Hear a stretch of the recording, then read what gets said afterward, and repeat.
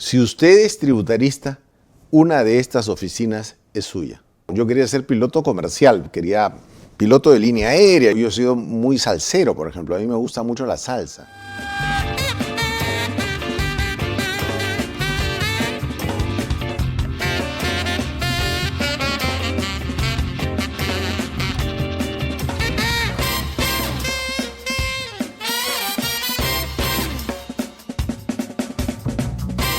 Buenos días, buenas tardes, buenas noches. Los saluda Luis Santa Cruz, @LuisMP en todas las redes sociales. Les doy la bienvenida a un nuevo episodio de La Entrevista, este espacio en LP Derecho donde buscamos conocer un poco más a la persona detrás del personaje jurídico. Y hoy me acompaña nada más y nada menos que Mario Castillo Freire. ¿Cómo está, estimado? Muy bien, Lucho, muchas gracias. Es un honor poder conversar con usted, sobre todo en este espacio tan bonito que ha dejado perplejo a todo el equipo que está aquí presente y sobre todo luego del evento en el que usted nos acompañó como ponente, como amigo del Congreso de Jurisprudencia Civil. ¿Cómo está, maestro? Muy bien, muy contento de recibirlos aquí en el estudio y además por cómo salió el Congreso del otro día, que salió muy bonito.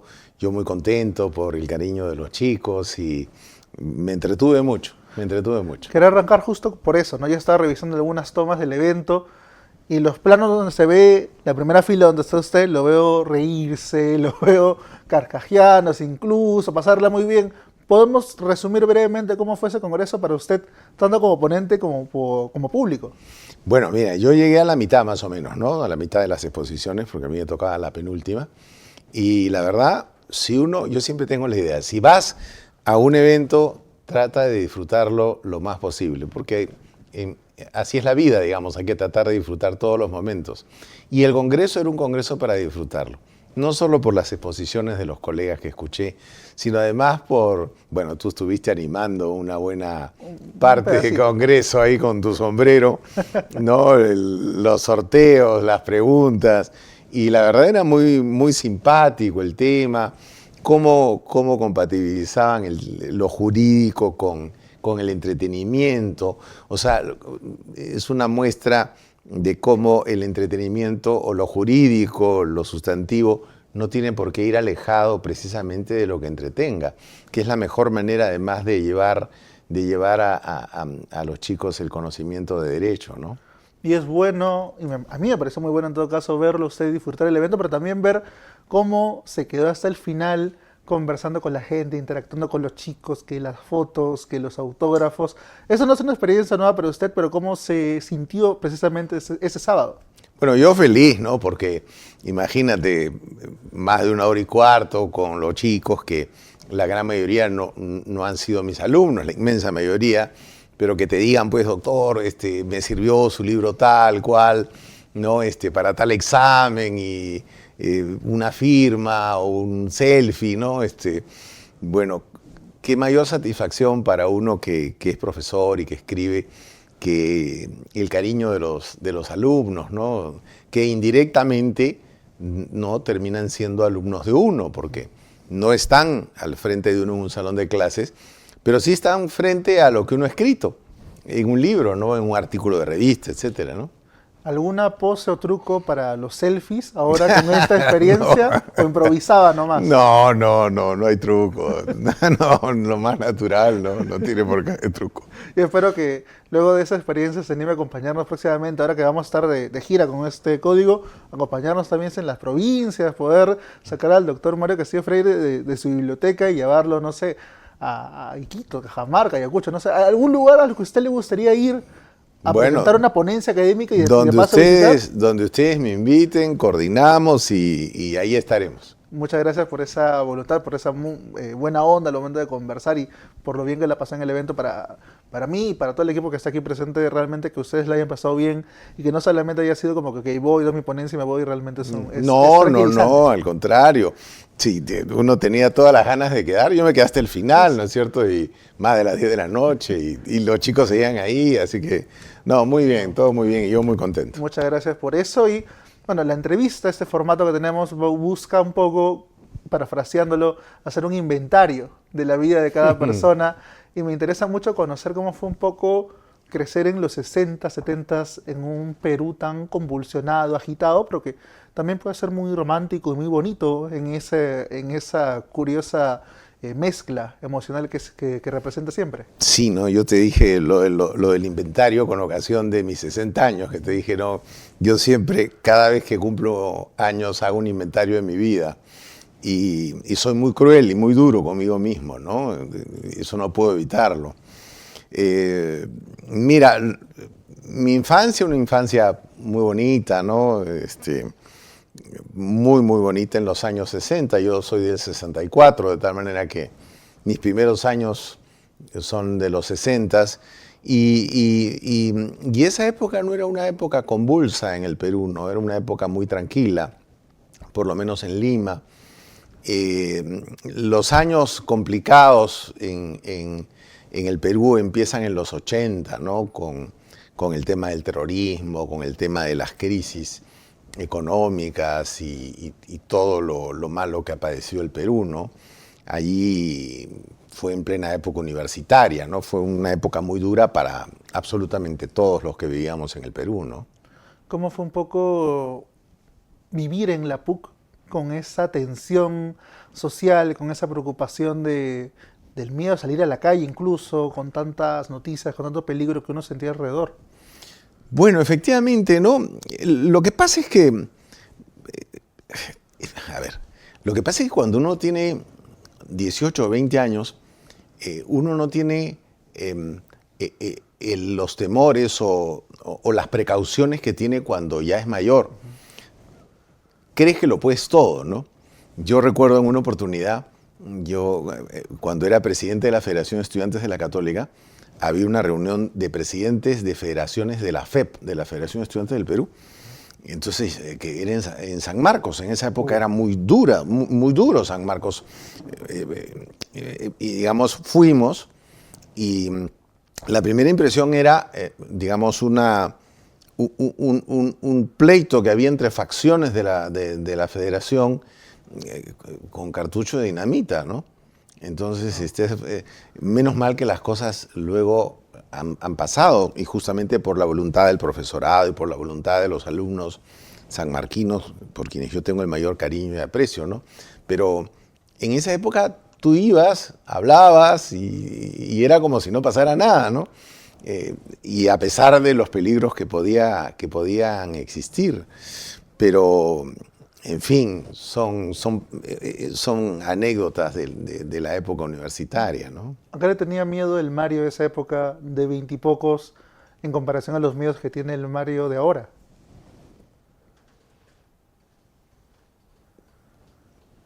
No sé. Los miedos eran muy pocos. Cuando uno es joven cree que lo puede todo. Tal vez no sé, pues a que la chica que me gustaba me dijera que no, pero digamos, en general, uno va para adelante cuando uno tiene pocos años, ¿no? No tiene miedo. Tiene problemas, lo que no significa miedos, pero miedos no. Cuando pasa la vida, digamos, y se va terminando, porque inevitablemente cuando cada día que pasa es un día menos de vida que uno tiene. Entonces, cuando pasa la vida uno, los temores son mucho más presentes, o están mucho más presentes en la vida de uno, ¿no? En esa época no. Uno se cree dueño del mundo a pesar de que no es dueño del mundo, ¿no? Hay mucha crudeza, por lo que veo desde antes de la conversación grabada, con esto del paso del tiempo, ¿no? Con esto de hacer el inventario, como usted dice, analizar en qué se fue el tiempo. ¿Cómo ve Mario todos estos más de 60 años? ¿Los ve en este momento en particular con alegría, con satisfacción, o todavía me falta esto, me falta lo otro? Yo no lo veo como me falta algo, porque en realidad uno no sabe si además te va a faltar algún día de vida. A lo mejor hoy termina la historia, ¿no? Sí, en el sentido de, como te decía al principio, antes de la grabación, yo soy muy crítico conmigo mismo y no me perdono a mí mismo mis defectos y mis cosas, ¿no? digamos, tal vez haya gente que me diga, no, pero ¿por qué eres tan crítico contigo mismo? Bueno, lo soy, no puedo evitarlo, sobre todo cuando estoy por cumplir un año más y los he cumplido y he cumplido 60, de tal manera que peor todavía, ¿no? Una cifra redonda, ¿no? Peor todavía el juicio que uno se hace a uno mismo, ¿no? Pero eso, en fin, eso pasa, ¿no? Ya cuando ya los cumples, ya, en fin, lo dejas para después, ¿no? Se me preguntaba también porque soy alguien que al cumplir los 20 se juzgó mucho y fue cruel con uno mismo, a los 30 igual, y como le decía también, yo no sé qué voy a pensar cuando cumple 60, qué tan duro voy a ser conmigo cuando tenga 60, qué consejo me puede dar a mí, que es al mismo tiempo un consejo para todos los chicos que observan esas fechas importantes como una especie de evaluación propia y evaluación dura. Bueno, en principio, digamos, no les aconsejo que sean como yo en ese aspecto, ¿no? O sea, definitivamente no sean tan autocríticos como yo lo soy conmigo mismo, ¿no? Sean más indulgentes con uno, ¿no? No sé cuánto sirva atormentarse por las cosas que uno ha hecho o uno no ha hecho, ¿no? Pero, en fin, ya cumplir determinada edad es un privilegio de Dios, ¿no? Que nos da la posibilidad de cumplir 20, 30, 40, 50, 60 o lo que sea. ¿No? Eso es un privilegio porque uno no sabe hasta cuándo dura esto, ¿no? Yendo un poquito, o retrocediendo un poquito, porque me gustaría centrarme en algunas cosas de la infancia que tal vez no se conversan mucho, uno podría pensar que cuando viene de una familia de abogados, inconscientemente el chip siempre estuvo ahí, pero usted en algún momento quiso ser aviador, quiso ser piloto de avión. ¿En dónde nace esa fascinación por los aviones? ¿En qué momento regresa al surco, al camino familiar del derecho? Mira, yo no sé en qué momento nace la fascinación por los aviones, pero el otro día, viendo el archivo de las fotos, el archivo familiar que está escaneado por acá en el estudio, necesité una foto mía de la infancia, cuando yo era niño, porque le pedían en el colegio a mi hijo, ¿no?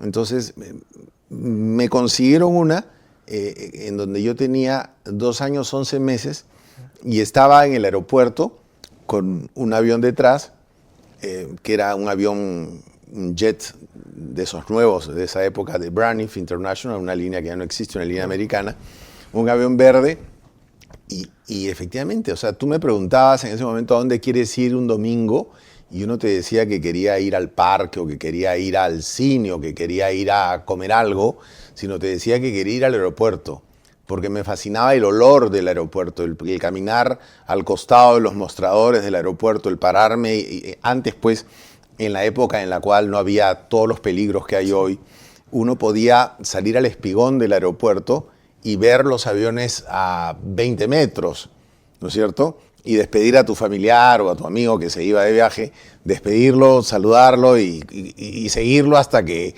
ya no veías el avión o despegaba, ¿no? Entonces, eso a mí me encantaba, ¿no? Entonces, claro, si desde chico me gustaba eso, coleccionaba revistas, libros de aviación. En el colegio una vez hice una exposición con las revistas que tenía, con los modelos de avión que tenía en esa época, ¿no? En la biblioteca del colegio. Entonces yo quería ser piloto, pero yo no quería ser piloto militar, ¿no? Obviamente no, yo quería ser piloto comercial, quería piloto de línea aérea, yo quería, además, me gustaba mucho, hubiese querido ser piloto de la Lufthansa, la línea aérea alemana, ¿no es cierto? Que era una excelente línea aérea en ese momento y lo sigue siendo, ¿no? Pero no lo sé. Tú me preguntas en qué momento eso se me pasó y empecé a querer ser abogado. Creo que cuarto, quinto de media, no antes. Buena parte del colegio yo no me hacía de abogado. Y no me arrepiento de ser abogado, digamos. Tal vez en lo otro ya me estuviera jubilando, ¿no? O ya me habría jubilado.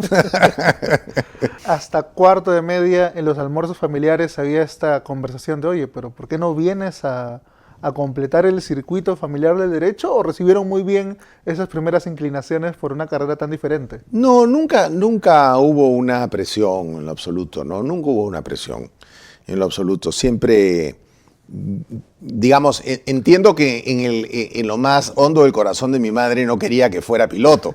Y era evidente por qué no, pero nunca me dijeron que no. Seguramente respiró aliviada cuando le dije que quería ser abogado. Y ahora que por temas laborales me imagino que también viaja seguido, cuando va al aeropuerto, ¿hay esos flashbacks románticos tiernos no. o ya se ha vuelto parte del oficio? No, no los hay porque, digamos, era la época, no te estoy hablando de 1966, cuando yo tenía 2 años, o 1967. Es decir, era la era en la que la aviación cambiaba de forma, en que los aviones a hélice, los aviones dejaban de ser a hélice y pasaban a ser jets, ¿no es cierto? Entonces era una época de deslumbramiento, una época que, por ejemplo, se refleja muy bien en esta película con Tom Hanks y DiCaprio. Atrápame si puedes. Atrápame si puedes. O sea, esa es exactamente la época de mi fascinación por la aviación. O sea, esa es la época. Los pilotos eran héroes, básicamente. Los pilotos eran rockstars. héroes. Los pilotos eran héroes. O sea, ser piloto, hoy, digamos, ser piloto no es que no sea importante, pero en esa época ser piloto y ser piloto de un jet, además, que era una novedad, ¿no es cierto? Los jets eran nuevos, aviones. Era pues una cosa un poco menos que ser un rockstar, ¿no es cierto? Así que era otra cosa. No me acordaba el título de la película. Y cuando ya entra en el camino jurídico, mucha gente puede pensar, ok, cuando mi abuelo es abogado, cuando mi padre es abogado, yo voy a tener más oportunidades, va a ser fácil, pero también debe haber una especie de presión, ¿no? Como que de mantener ese legado familiar, de estar a la altura del camino que ellos ya han trazado. ¿Usted sintió eso o cómo se puede describir ser parte de un linaje de abogados? No me planteé el tema en esos términos, ¿no? Pero el día que entré a practicar a un estudio de abogados, un muy buen estudio de abogados, al cual le tengo mucha gratitud, al estudio La Echea, el dueño del estudio me hizo un paseo por las oficinas, ¿no? que él era amigo de mi abuelo, y me dijo, doctor Castillo, me dijo, si usted es tributarista, una de estas oficinas es suya. El día que entré a practicar. Wow. En la época estábamos en el primer gobierno de Alan García, o sea, la economía era una economía que venía ya mal desde el gobierno de Belaúnde, o sea, una época en la cual yo quería el empleo, claro. ¿No es cierto? Entonces, hice todo para ser tributarista, todo, me saqué la nota más alta en tributario 1, que fue 14. 14, puede ser un notón, me acuerdo en esa época, con ese profesor, pero después ya no podía competir en mi corazón tributario con civil y no podía ser tributarista, entonces al final no terminé con la oficina, no fui abogado del estudio, porque mi vocación no era el derecho tributario, mi vocación era el derecho civil. Y hay que tener cierto valor, coraje para poder decir, ok, va a pesar más mi vocación y mi cariño que lo que me va a hacer rentable, ¿no? Que hay mucha gente que al final termina viendo en lo rentable más allá de la vocación, que es muy entendible, pero siente que se requiere valor, coraje. ¿Cuál fue el sentimiento que resumió ese salto a lo civil? A pesar de el que no me hacía como tributarista el resto de mis días. O sea, cuando uno escoge una especialidad, te tienes que ver hasta viejo ejerciendo en esa especialidad, porque es una profesión en donde puede que te jubiles o puede que no te jubiles. Entonces, la idea es que siempre vas a ejercer la profesión en esa área.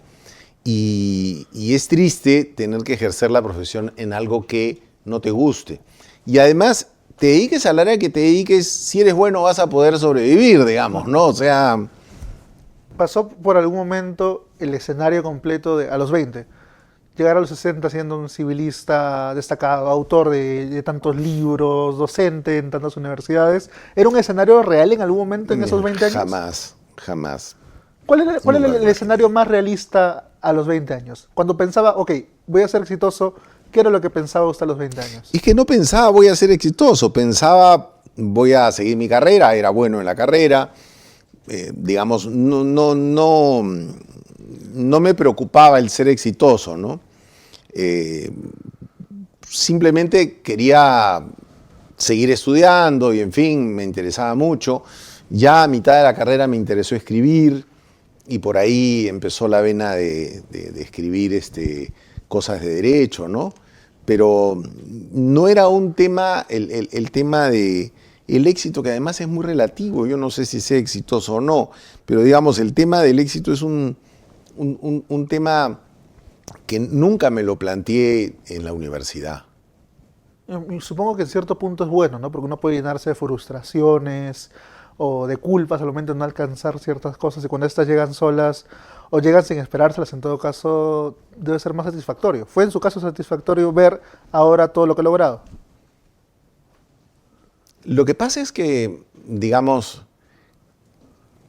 cada cosa que haces en la profesión o en lo académico es un paso que das y lo ves como tal, digamos, ¿no? Como ese paso que das, ¿no? El libro que publicas, el artículo que aparece en una revista. O sea, no es una película que se vea completa, sino es una película que la ves por cada toma de la película, ¿no es cierto? Por cada parte, Por escenas, digamos. por cada escena de la película. Entonces, si me imaginé dedicarme a escribir, dedicarme a lo que me dedico ahora, en la profesión, a ejercerla en lo que me dedico, te juro que no, o sea, yo no me imaginaba muchas de las cosas que he hecho después en la profesión, ni para bien ni para mal, o sea, simplemente no me las imaginaba, no estaban en la agenda, digamos, ¿no? Y siguiendo con esta metáfora de las películas, cada arco, cada escena tiene obviamente un protagonista que vendría a ser usted, y hay personajes secundarios que dejan mensajes clave, importantes, guías hacia lo que se va a venir. Cuando uno piensa en la vida del doctor Castillo, piensa también en el doctor Osterling, por ejemplo. Ah, por supuesto, claro, mira. ¿Qué significó él para usted? Dentro de poco, el 30 de agosto se cumplen 10 años del fallecimiento del doctor Osterling, que yo siempre lo digo, en lo académico para mí fue como un padre, ¿no? Porque aprendí muchísimo escribiendo con él y además le tuve y le tengo una enorme admiración a la persona, al abogado, al académico, ¿no? Es un hombre extraordinario y que me dio la oportunidad de escribir junto a él y de poder publicar nuestras obras de obligaciones, ¿no? Con el tratado, el compendio y todos los artículos que escribimos, ¿no? Yo le tengo una enorme gratitud, además fue el impulsor del Código Civil de 1984, presidente de la comisión que elaboró el Código de 1984, de tal manera que todo un personaje, además, no solo eso, sino que Felipe Osterling además representa mucho de lo que uno extraña, ¿no? Representa un político absolutamente digno, alguien que defendió la democracia incluso en los peores momentos, cuando era presidente del Senado, un hombre que dio lustre al Ministerio de Justicia, ¿no? Cuando no se llama Ministerio de Justicia y Derechos Humanos, sino solo Ministerio de Justicia, y que además permitió con su labor una transición entre el gobierno militar y el gobierno ya constitucional del presidente Belaúnde, del cual él fue ministro, ¿no? Con la revisión de todos los decretos leyes del gobierno militar. Esa fue una tremenda labor, ¿no? Sí, ¿no? Gran personaje en la historia de la democracia y del derecho, Felipe Osterling. Y cuando, esto pasa mucho con los chicos, ¿no? A veces conocemos a alguien a través de su obra, a través de entrevistas, y tenemos una imagen reflejada de libros.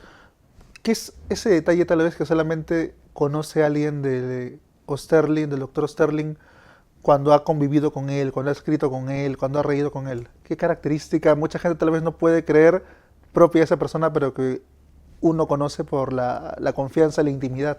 Claro, lo que pasa es que, digamos, era una persona muy jovial, Felipe Osterling, ¿no? Una persona muy tratable, muy abierto en la conversación. Yo siempre decía que cuando íbamos a los congresos al interior del país, a los congresos de derecho civil, ¿no? Él era el alma de la fiesta, pues, ¿no? Porque era el que contaba los chistes, las anécdotas, el que se reía, además en una oportunidad me dijo, Mario, no te olvides, mañana viajamos juntos, tenemos que llevar nuestra botella de whisky. Entonces, llevamos pues nuestra botella de whisky, la compramos y la llevamos, la podíamos llevar, creo que la compramos en el aeropuerto y compramos nuestra botella de whisky como si fuera pues un tesoro, ¿no es cierto? Porque no era por el whisky solamente, sino que era el pretexto para poder compartir con los profesores amigos con quienes íbamos a estar esa noche cenando, ¿no es cierto?, para compartir un momento alegre, reírnos y no hablar, evidentemente, cosas de derecho, ¿no? Me imagino que cuando uno ve, como usted mencionaba hace un rato, la clase política actual extraña al doctor Sterling, pero ¿en qué otros momentos usted dice, wow, estás aquí, estás presente? Para mí, Felipe Sterling siempre está presente. Yo pienso que en cualquier momento puede entrar por esa puerta, que en cualquier momento puede llamarme por teléfono. Digamos, para mí no es una persona que haya muerto, porque además yo tengo el deber moral de continuar su obra en Obligaciones. Y ese deber yo lo tengo muy, muy, muy metido en la cabeza para poderlo hacer hasta que Dios me lo permita, ¿no? ¿Recuerda cuál fue tal vez esa última conversación o cuál fue esa última charla importante que ustedes tuvieron? ¿Ya sea a nivel académico, a nivel, no sé, personal? A nivel académico no la recuerdo, ¿no? A nivel personal sí, pocos días antes de morir, lo llamé para saludarlo como siempre lo hacía. Ya no lo podía visitar, no era complicado debido a su estado de salud. Y le pregunté como siempre cómo estaba, ¿no? Y me dijo algo que me chocó mucho, ¿no? Me dijo, estoy muy mal. Porque es difícil que alguien te diga que está muy mal, ¿no? Estoy muy mal. Y efectivamente, ¿no? A los dos días falleció, ¿no? Pero ahí me despedí de él, ¿no? Sí. ¿Pudieron despedirse propiamente? Claro, me despedí por teléfono, digamos, de él, ¿no? Porque yo lo había estado visitando, pero ya uno ve hasta cuándo es pertinente, digamos, y cuándo ya fastidia, ¿no? Además del doctor Sterling, que creo que es la persona clave y que todo el mundo relaciona, ¿quiénes son esas otras figuras que la gente tal vez Mis profesores en la Católica, mis profesores, Manuel de la Puente y Lavalle, sin duda, Jorge Avendaño Valdés, Manuel de la Puente en Contratos Parte General, Jorge Avendaño en Derechos Reales, Lorenzo Solesi en Teoría General del Proceso, ¿qué te digo? César Fernández Arce en Sucesiones, ¿no? De Héctor Cornejo Chávez, Roger Rodríguez y Benjamín Aguilar en Familia, el doctor César Delgado Barreto en Derecho Internacional Privado, ¿no? Y te estoy mencionando solamente los de civil, ¿no?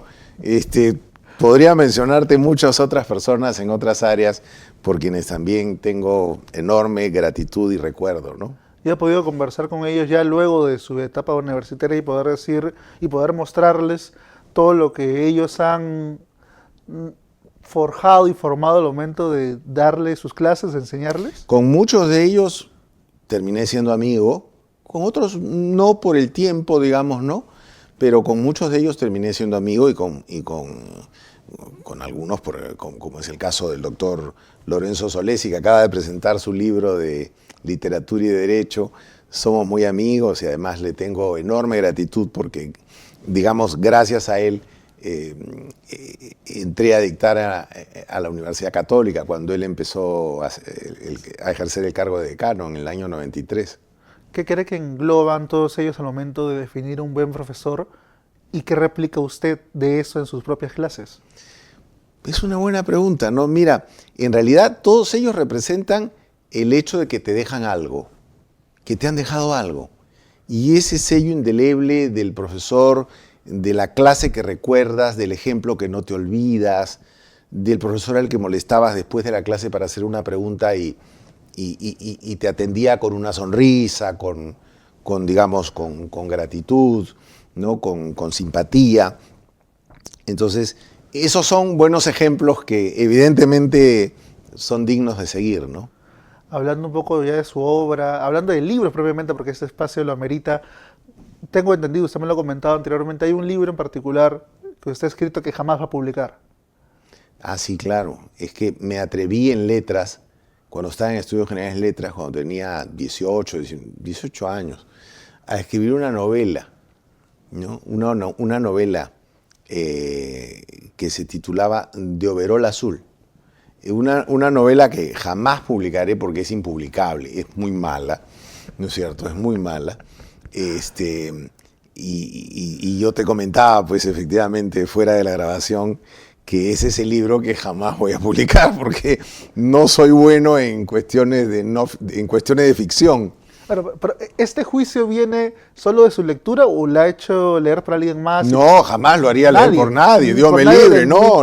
De más confianza, jamás. No, nadie, está ahí. Lo voy a quemar un día, pero no puede pasar porque corro el riesgo de que alguien lo publique después y sería desastroso. Eso me llama la atención, ¿no? Sería una bonita o curiosa ironía histórica que de aquí un par de décadas ese libro, ese borrador se encuentre, se publique y termine siendo un éxito. No me arriesgo. Yo creo que seguiría un ejemplo que hizo mi madre cuando se supo enferma y a pocos años de morir, un día decidió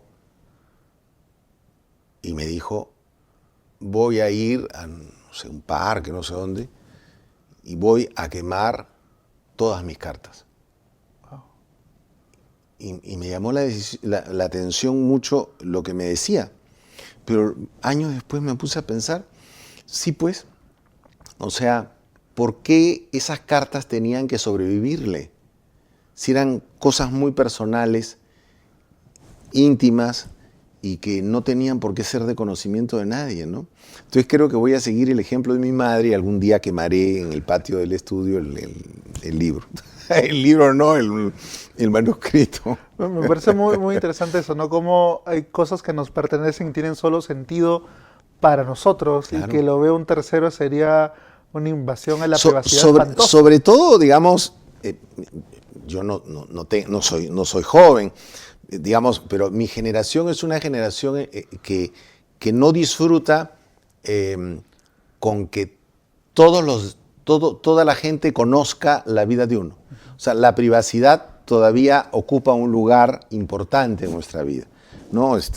Yo no publico las cosas que hago, no subo a redes todo lo que hago, estoy entrando a dictar clases, estoy saliendo a dictar clases, mire el plato que me voy a comer, o sea, no, digamos, creo que es algo, o sea, digamos, a ver, no soy pues un actor de Hollywood ni una artista muy popular, una cantante o un cantante pop muy popular, ¿no es cierto? O sea, no soy Taylor Swift, o sea, soy un profesor de Derecho, o sea, entonces creo que esa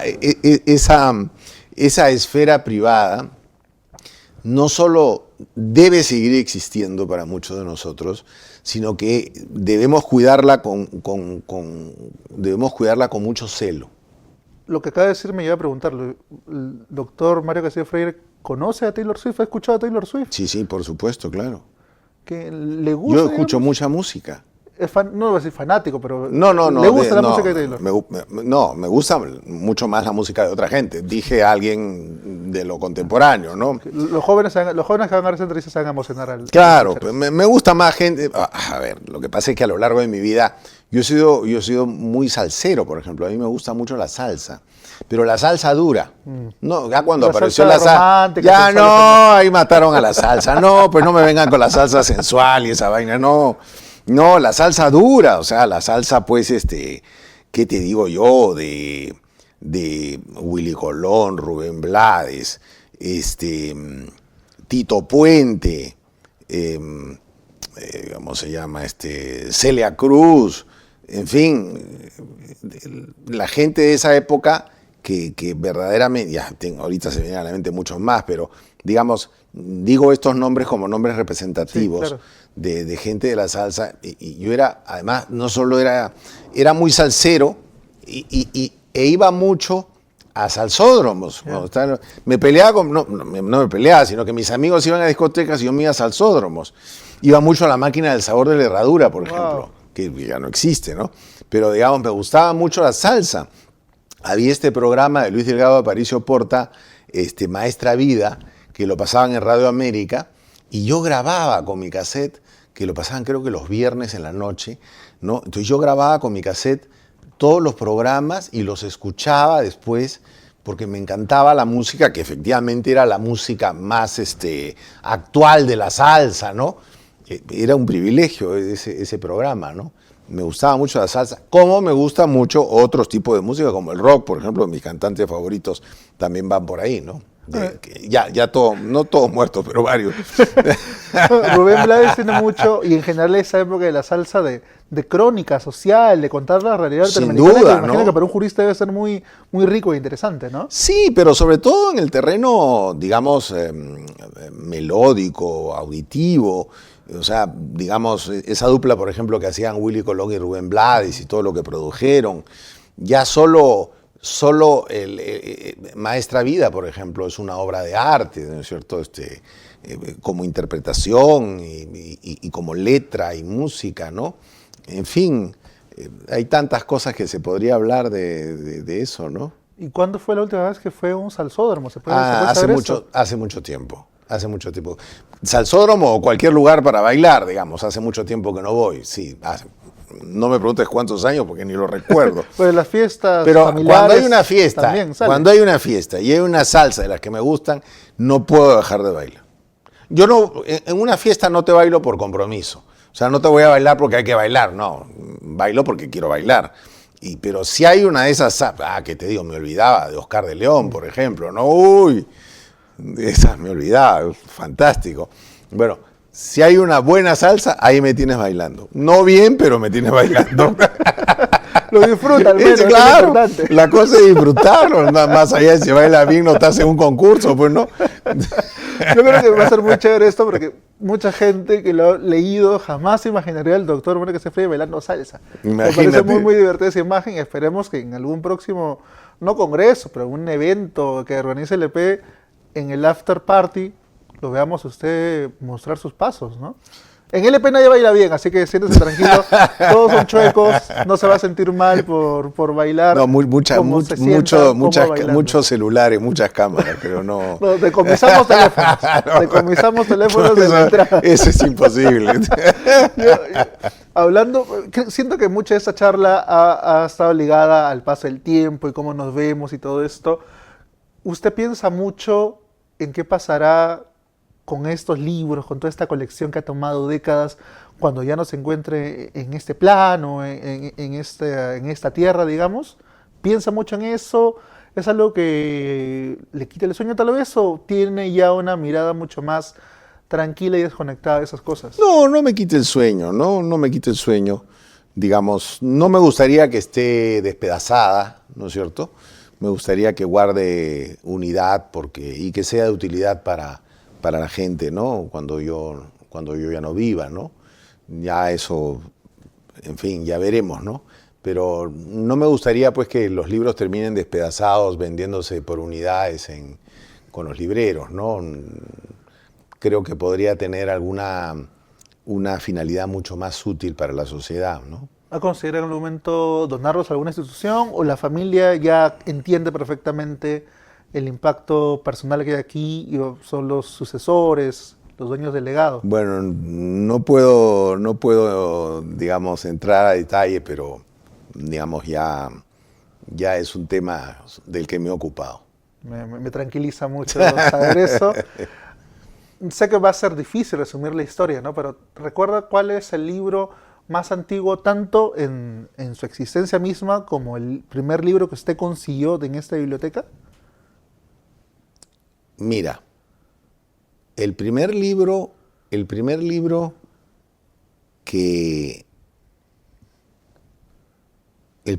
derecho que compré, fue cuando estábamos en Introducción al Derecho en Letras, que era el Código Civil sumillado por la doctora Lucrecia Maisch von Humboldt. Wow. Que era una profesora muy prestigiosa que lamentablemente murió, estaba alojada en un hotel, murió en el terremoto de México en 1985, creo que fue. ese fue el primer libro que compré. Pero no era un libro de doctrina, era un código, ¿no? El código del 36, porque estábamos en letras. Te estoy hablando de 1983, justo por cambiar de código civil. Sí. Pero la primera obra de doctrina que compré fue la obra de Derecho Civil de Messineo, que nos pusimos de acuerdo los practicantes del estudio, porque a todos nos gustaba el derecho civil, y fuimos los 5 a Cultural Cusco, que era en ese momento la casa editorial, digamos, y la importadora de libros más connotada, que quedaba en el edificio al costado del Palacio de Gobierno, y nos compramos todos a plazos, porque creo que nos daban para pagar en 6 u 8 meses, nos compramos la obra de Messineo, que está por ahí, es una obra verde con el lomo verde y algo de rojo, las etiquetas, ¿no? Esa fue la primera obra que compramos en grupo, con un grupo muy bonito de amigos que teníamos en el estudio y con quienes sigo teniendo la mayor amistad, ¿no? ¿Y el libro tal vez con mayor valor emocional presente en esta biblioteca? El mayor valor emocional, sin duda, es alguno de los que yo he escrito. Y yo le tengo mucho cariño a Tentaciones Académicas, no la 2, sino la 1, la que escribí en el 98, fue presentada el 10 de junio del 98, por el trabajo que me costó hacerla. O sea, fue un repaso de todo el Código Civil, revisando las tentaciones académicas de los profesores de Derecho, en los cuales me incluyo, ¿no? Y cuáles tentaciones de reforma del Código deberían frenarse y cuáles no, ¿no? Cuáles tentaciones me vencieron y cuáles no me vencieron, ¿no? Esa obra que fue publicada por el Fondo Editorial de la Católica en junio de 1998. Es la que más cariño le tengo. Y junto con ella, el Tratado de las Obligaciones con el doctor Osterling. Cuando hemos estado aquí durante una pausa colocando micros, yo creo que la expresión perfecta para resumir el espacio es silencioso, pacífico. ¿Qué palabras usaría usted para resumir esta biblioteca? Tranquila, ¿no? Tranquila, ¿no? Es decir, en el Perú estamos muy acostumbrados a la bulla. Convivimos con el ruido. Todo es ruido. Salimos a la calle y todo es ruido. O sea, el claxon, en fin, la gente que anuncia en las tiendas lo que vende, los vendedores ambulantes, todo es ruido.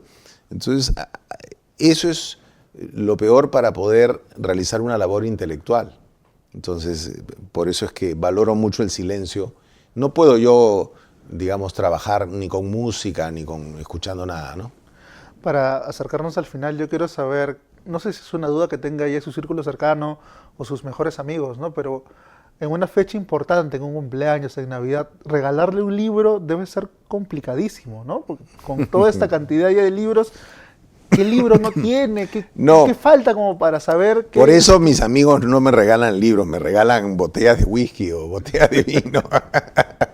Yo puedo pensar, si en LP queremos sorprenderlo con un libro, ¿qué le damos? Porque ya acá está todo. O sea, no me regalen un libro, regálenme un whisky, regálenme. ¿Sabe, Roger? La próxima vez venimos con un whisky respectivo. Bienvenido. No solo por esta charla que ha sido divertida, humana, sino también por las muestras de cariño y respeto que ha mostrado por LP, tanto en la ponencia de este congreso como todas las veces que nos ha dicho que sigue para una entrevista, para una grabación, para una opinión. Así que quiero agradecerle mucho por este momento. Realmente me ha permitido a mí, y sé que le va a permitir a todos los que vean esta entrevista, conocerlo mejor, ver a la persona detrás de los libros, ver a la persona detrás de este profesor universal que es para todos los que lo han leído alguna vez.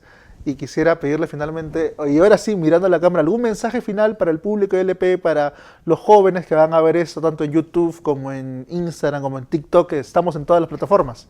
Sí, yo sé que están en todas las plataformas, los felicito. Agradezco mucho tu entrevista, Lucho, por estos minutos que has estado aquí en el estudio. Y un saludo afectuosísimo y muy cariñoso a todos los estudiantes de Derecho y a todos mis colegas, el mayor respeto y gratitud de siempre. Así que un saludo enorme. Gracias. Muchas gracias, doctor. Gracias a todos los que han visto esta entrevista. Por favor, si hay algún momento que les ha gustado, que lo han visto en TikTok, en Instagram, descárguenlo, compártanlo con más gente.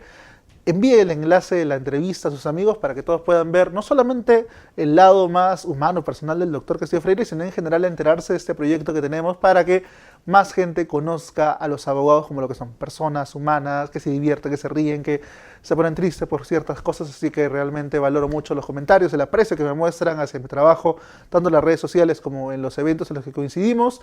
Ese es un episodio más de la entrevista. Se despide Luis Santa Cruz, @LuisMP, todas las redes sociales. Gracias Eduardo, gracias a Lucho por la producción y nos vemos próximamente.